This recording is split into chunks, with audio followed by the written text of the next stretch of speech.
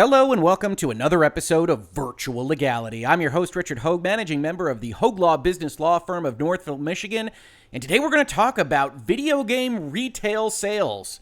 Or are we? It certainly seems like the stock market isn't necessarily talking about those sales or what stock folks might refer to as the fundamentals of the GameStop economic operational experience. But nonetheless, GameStop stock has been exploding over the past 2 weeks or so. So let's talk about that. As a skeleton for that discussion, I'm going to use a Wired article from last week that I thought really did a nice job of laying out the issues here. It was called "A Fight Over GameStop's Soaring Stock Turns Ugly." Before we hit that, however, and I know a number of you have already heard a little bit of this from the video that we did this weekend, we are looking at new ways to support the channel. So we started up a Streamlabs donation and tip site. You can check that out in the link description to this video, but we also, because a lot of people asked for this over the weekend, have started up a Patreon site. Virtual Legality, Hoeg Law is creating legal videos and podcasts in Virtual Legality. You can check out the tiers there. You can check out what's happening there. Share it around with people you think might be interested in it. We will put up a page, and again, thank supporters at the end of this video, but I don't want to keep away from the substance of this discussion any longer. So let's talk about the wild things that are happening with the GameStop stock price, not just last week, but also today. So, as this article is subheaded, "The denizens of the Wallstreetbets subreddit," a subreddit with which I was not familiar until I started looking at things for this video, helped push the flailing stock to dizzying heights, while a short seller alleged an accompanying harassment campaign. So, what's going on with all of this? It's a lot to unpack. Today, a war over the value of video game retailer GameStop's stock has caused what market guru Jim Cramer called the squeeze of a lifetime.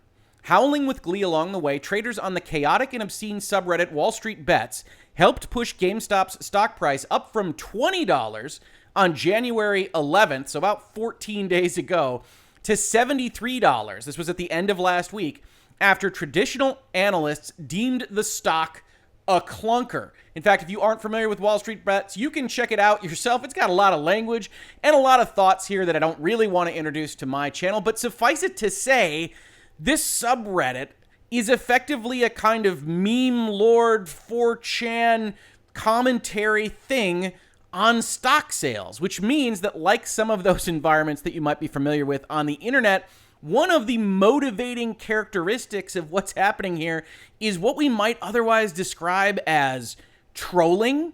They're doing this because they can, because they hate the hedge funds and the short sellers, and they want to make a point of some kind and maybe make some money depending on how things go.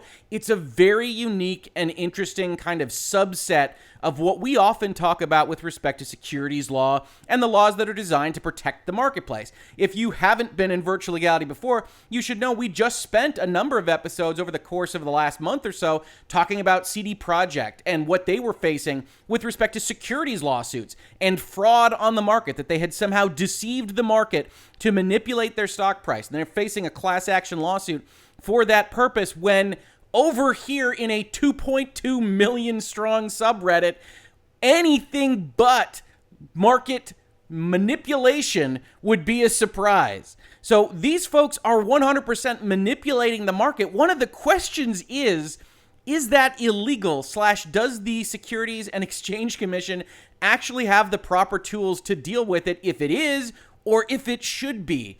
And I got some bad news for you. I'm not so certain anything's gone wrong here, other than the fact that the market is clearly reacting very poorly to some of the things that are happening.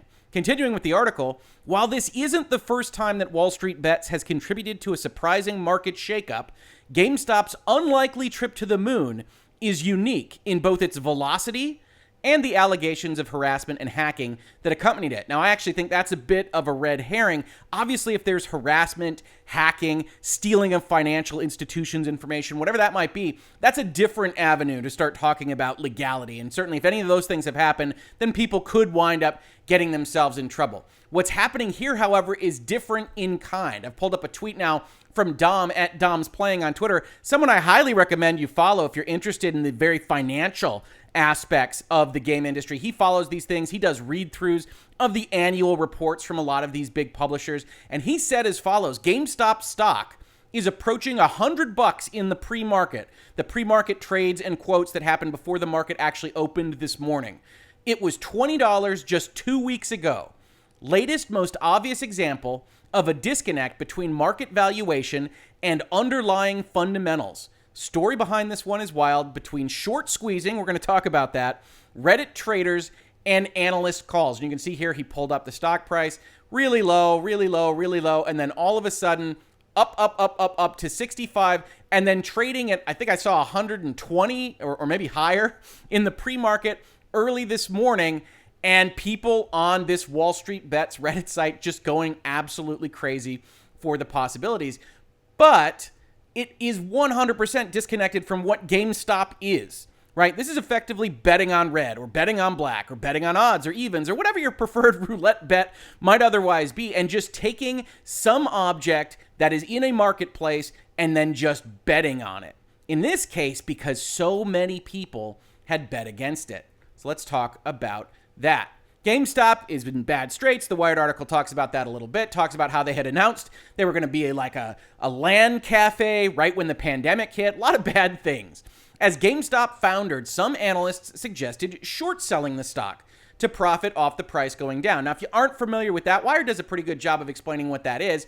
Investors borrowed shares of GameStop and then sold them in the hope that once they bought the stock back, they'd make money off the difference. So you own these shares in GameStop. These short sellers think they're overvalued. Thinks, actually, it's only worth $10, not $20. Will you lend them to me? Okay, and I will buy them back from whatever the market price is at the proper time and give them back to you. And they say, yeah, of course. All right, we think the stock is going to go up. So you do that, have fun. And they borrow the short sale, they sell it. And then if that price goes up, or up and up and up and up and up, then they get in trouble. One of the problems here was that GameStop had actually had, I believe it was all, if not more than all, of its shares actually short sold, which meant that there were all of these folks that were effectively out on a limb, and if that price started going up, it effectively became this kind of race to see who would bail out first and cut their losses by buying the shares at the higher price instead of the triple price or the quadruple price, which creates this upward rocket to the moon, as you might see referenced here and in other stock pertinent places. But it doesn't make any sense for what GameStop and its assets are. It's still a pandemic. They still have real estate. They don't have any functional business model for the long term. And yet their stock price is going crazy. Now, there are things that Wired and some other places try to attribute to this a little bit. In August, pet food site Chewy.com founder Ryan Cohen purchased a large number of GameStop shares and began strongly advocating for the company to build out its e-commerce presence. That's a good idea. GameStop should have been doing that more a long time ago. So it's a lot of sense to make for an investor to say, okay, they've got a new guy and he is going to be invested in this company. He's advocating for these certain things. Maybe it's a little bit more valuable than I thought. But it was really this short sale circumstance. As the stock climbed, short sellers found themselves having to buy more stock to cover their borrowing, and within a couple of days, GameStop's stock had doubled. It was a huge, massive short position, says Corey Hofstein, Chief Investment Officer of quantitative investment and research firm Newfound Research. A significant amount of money was caught in what's known as a short squeeze, which happens when investors who have bet against a rising stock have to buy it to cover their losses. They may then buy shares to cushion the risk because they theoretically face, as Hofstein says, unlimited losses as the price goes up and up towards infinity. Now, that is, in fact, theoretical, but one can imagine if you have to buy back shares in order to make another person whole, then if those shares can be any price at all, they could be $1 billion, they could be $1 trillion, they could be $10 trillion, then you are still on the hook for making sure that happens and or going bankrupt, as might be the case with some of these funds that had a short position in GameStop, but those losses are not bound like they are if you just hold stock. If you hold a stock position, your losses are bound by what money you put in. If you short sale a stock and this kind of thing happens, your losses are potentially infinite because there is no upper bound on what that stock price might otherwise be. So-called retail investors, and that's an important term. Individuals rather than institutions began sniffing around, especially those orbiting the hugely popular site Wallstreetbets, which has 2 million members and describes itself as like 4chan found a Bloomberg terminal. Interesting description of a subreddit, but it does seem to match that from what I was able to glean from just a short survey of what's on that subreddit. But these retail investors, this concept, right, that these aren't giant funds, these aren't institutional investors, these are individuals on a subreddit, but acting in concert is not something that the law is right now really fully able to grapple with. Right? Yeah, if they harass people, if they did things on an individual basis, then that might come in as a kind of criminal complaint.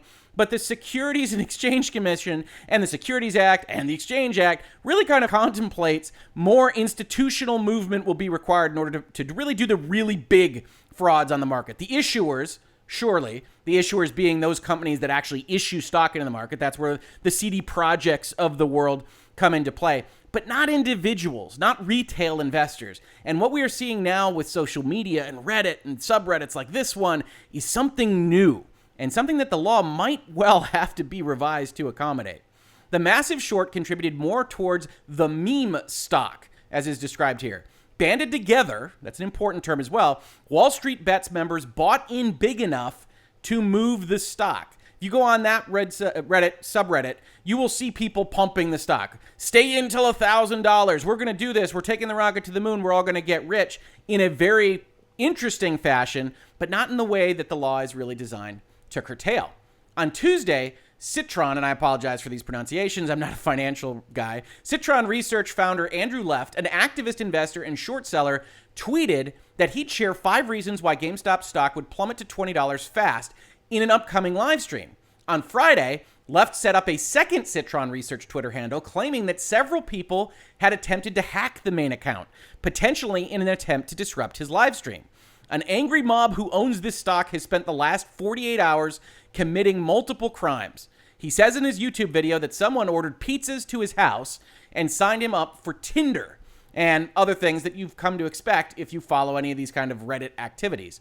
Wallstreetbets moderator Bossel says that he doesn't know if those things happened, and if they did, it's not something we condone or promoted, but at least 2 posts on the subreddit refer to an alleged doxing. Wired has not confirmed whether doxing happened or if it was through Wallstreetbets channel. So, not the best journalism right there. Hey, there's some posts that maybe talk about doxing, but we don't know if it happened, and Wallstreetbets seems like the most likely place that it would have. If it did, it doesn't quite square the circle there, but if this person is correct, certainly this is the kind of thing that the internet has done in the past, and it presents another avenue in which this whole thing is going to get looked at.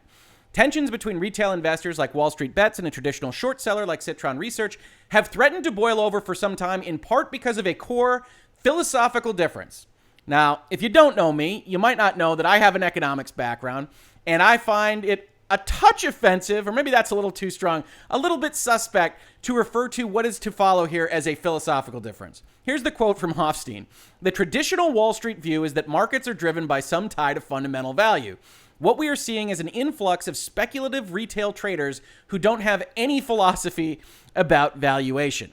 That is different than a philosophical difference. In fact, the entire legal regime around protecting things like the stock market and securities investment in stocks and bonds and debt instruments, is based on the premise that these things relate to a core value proposition with respect to the institution they represent. That your stock is a share in this thing that might otherwise result in a dividend or a liquidation preference at some point in the future when that company sells. And it's not just a bet at the roulette wheel. It's why it's got different regulations and rules than just going to the casino.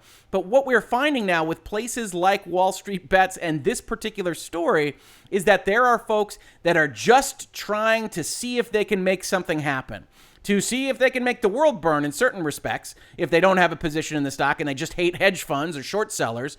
And what you've got here is not a philosophical difference as much as a fundamental core separation as to what the marketplace should be. And I don't think the law actually covers it if you think that this is a problem. I think this subreddit brings a new factor into stocks that wasn't as prevalent as before, says Bossel. It's called hype. GameStop stock had just hit $60, a great leap from the $20 it was worth just last week. On Friday, 194 million shares were traded, over 12 times its average trading volume. Wallstreetbets treats stock trading like a video game, says Jamie Rogozinski, who founded the subreddit but has not been affiliated with it since last year. Buttons, graphs, risk and reward. Hell, a Discord. Yep, it's a video game trading kind of site. They're no longer commenting on the story. They're wanting to become the story and have very effectively done that. They're operating as a high-volume firm, but they're not. It's interesting, right? So this is the standpoint in which this is all happening. If you've been following this, if you've been waiting for me to comment on it, I'm not a financial guru. I'm not a stock trader or a day trader or anything like that. I know enough to be dangerous when it comes to things like short sales and short squeezes and things of that nature. What I do know a bit better is the Securities and Exchange Commission and dealing in securities. I tend to do it with my private company clients and private offerings and things like that. But one of the questions that I had reading these stories is that it seems so obviously market manipulation. It is, by its very definition. They are trying to pump up a stock price in order to hurt hedge funds and short sellers and potentially benefit themselves, but they're honest about it the entire way. Is this actually illegal? The closest thing that I could even think of in terms of my background is the notion of a pump and dump, right? And this is from a 2005 article on the SEC website. They keep up to speed with the internet and whatnot. One of the most common internet frauds involves the classic pump and dump scheme. Here's how it works. A company's website may feature a glowing press release about its financial health or some new product or innovation. Newsletters that purport to offer unbiased recommendations may suddenly tout the company as the latest hot stock. But when the fraudsters behind the scheme sell their shares at the peak and stop hyping the stock, the price plummets and investors lose their money. They have a position that they don't disclose. That's the lie. They tell everybody that this stock is great, and then they sell it out from under people after the price of the stock has gone up. But there's a lie there. There has to be a lie there in order for the SEC to act. And what do they act under predominantly? It's good old Rule 10b-5, which we talked about with respect to CD Projekt, the employment of manipulative and deceptive devices. It shall be unlawful for any person, directly or indirectly, by the use of any means or instrumentality of interstate commerce. That's the way that this works. The SEC as a federal body has to have some hook to the powers that are bestowed upon the federal government in the U.S. Constitution. In this case, it's interstate commerce, but it doesn't help you if you are trading stock in the land of the world 2021 because everything uses the internet, and the internet has been determined to be interstate commerce, and so the federal government can reach there. Don't think you have any protection from 10b-5 just because you are on the internet doing your own trading. And what is unlawful? It is unlawful to employ any device, scheme, or artifice to defraud, to get ill-gotten gains through lies, to make any untrue statement of a material fact, something that's important. You can't lie about it.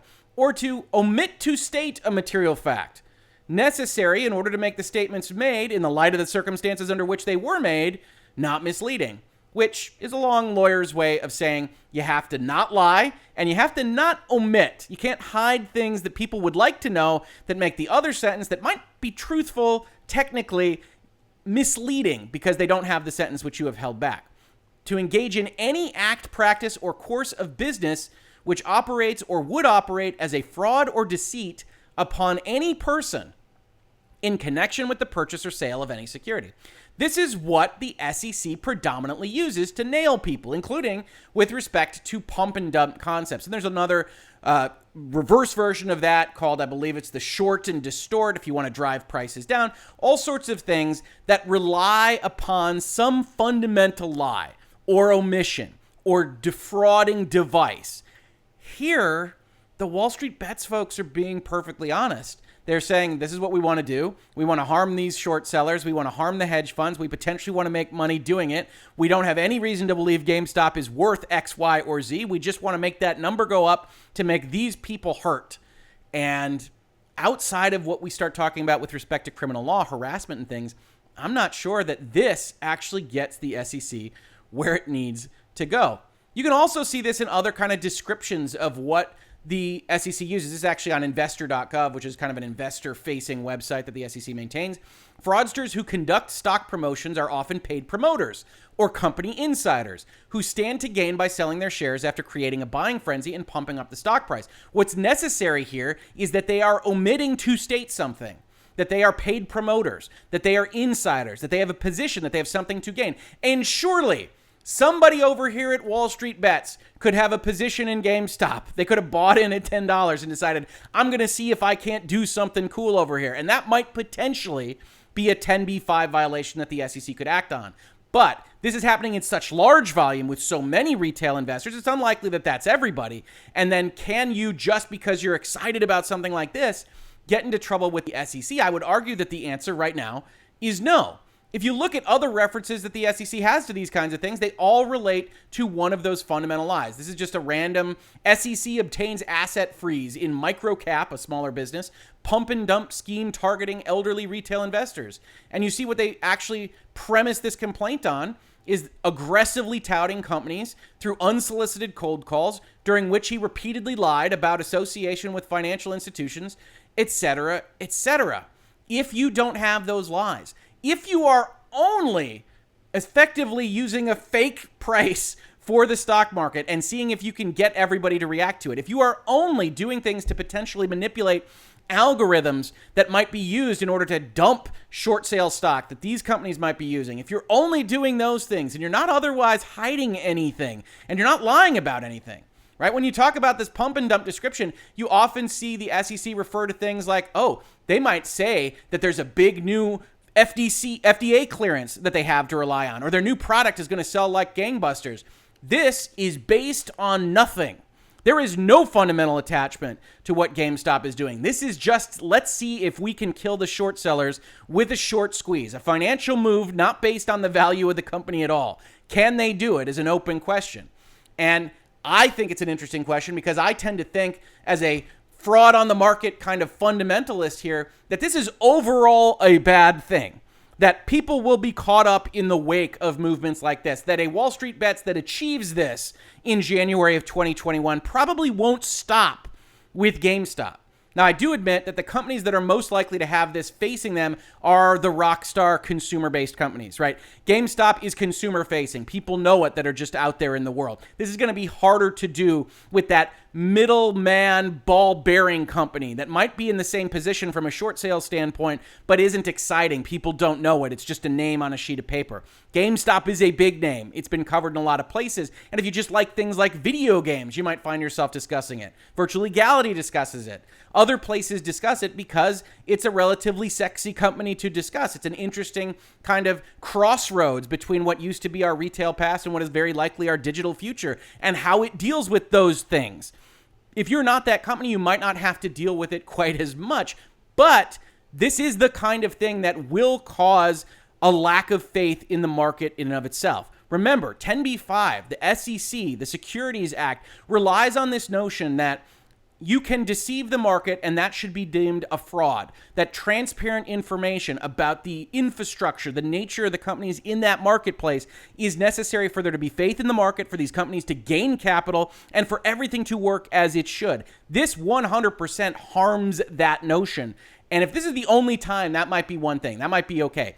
If it's not, then the SEC, the various bodies, the legislature that have to look at these kinds of things are going to have to look at what tools they have and who should be punished and who shouldn't be, right? If you're just caught up in this, it shouldn't be illegal to go onto a Reddit page and talk about these things, even to put crazy diamond pictures and rocket ships to the moon and whatever else you're going to do.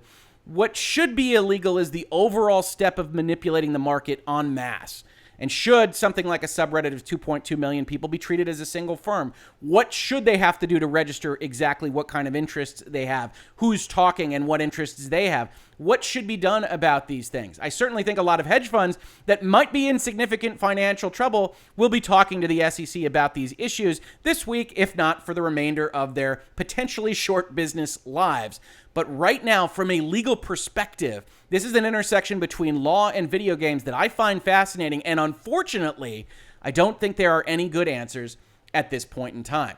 But I will leave you with this. You saw from Dom's playing, you saw there's not based on the fundamentals. This is just a short squeeze designed to hurt hedge fund investors. And at the end of the day, nobody knows what's happening with the GameStop price, right? This started out, went all the way up to, where did this get to? 145, and then take an immediate dive to below where it started today, then recover a little bit. These are wild and hugely varied positions in GameStop. You have gigantic movement of volume and sales and people losing their shirts over this kind of thing. And maybe that's okay. Maybe you like aggressiveness, and it's okay if you're making these big bets to have people punished in this fashion. Me personally, I would like to see things really relate to the fundamentals a little bit more. And when you see things like this, the kind of hysteria of the marketplace, I do think it lowers the effectiveness and the value of that marketplace for what could be a potentially long time to come. As always, thank you so much for supporting the channel. This has been Virtual Legality for today. As I promised earlier on, I wanted to give the links to our Patreon, our Streamlabs, our store at Teespring. And if you can't contribute anything to any of these, or if you just hate the channel, either way, there is a definite way that you can help support the channel, and that is to just subscribe and to tell your friends. If you don't have any money, if you think it's stupid to give any money to this channel, I can't blame you one bit, but every little single bit helps. And certainly now with YouTube moving against certain of the videos on this channel and doing certain things that I think are going to be corrected, but who knows, every bit of support, dollars or no dollars, subscriptions, just telling your friends is super helpful to everything that we want to be in Virtual Legality. If you watch this on YouTube, thank you so much for watching. And if you listen to it as a podcast, thank you so much for listening. And I will catch you on the very next episode of Virtual Legality. Virtual Legality is a YouTube video series with audio podcast versions presented as commentary and for education and entertainment purposes only. It does not constitute legal advice and does not create an attorney-client relationship. If you have legal questions about the topics discussed, please consult your own legal counsel.